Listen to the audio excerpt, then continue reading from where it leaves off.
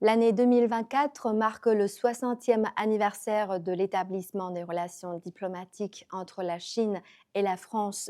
Quelles sont vos attentes et vos souhaits pour le développement des relations entre les deux pays? L'année 2024 sera une année exceptionnelle. D'abord, c'est l'année des 60 ans. 60 ans, c'est important comme chiffre en Chine.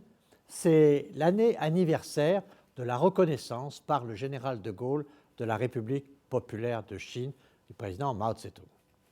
Mais aussi, c'est une année de culture et de tourisme, une année croisée, forte, où nous allons développer des initiatives.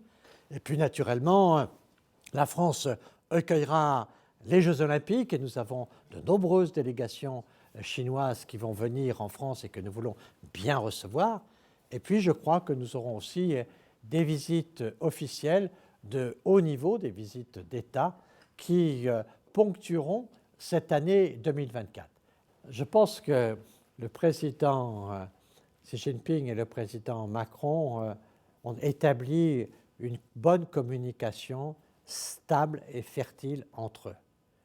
Nous avons beaucoup apprécié, côté français, qu'après les discussions, les longues discussions qu'il y avait eu à Pékin, le président Xi Jinping se déplace à Canton, là où allait le président Macron, pour poursuivre les discussions et continuer des heures durant à discuter. Ce qui fait qu'ils sont sans doute les deux chefs d'État qui ont le plus parlé ensemble et qui finalement se comprennent le mieux, même si il peut y avoir des points de divergence et des points de convergence.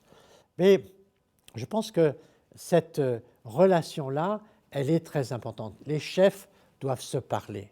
Et au fond, la seule façon d'éviter la guerre, c'est de parler, de dialoguer. Et c'est pour ça qu'il y a, je crois, aujourd'hui quelque chose qui est bien engagé en France. Et une bonne façon de continuer, c'est d'avoir, dans l'année 2024, encore des entretiens entre nos deux leaders.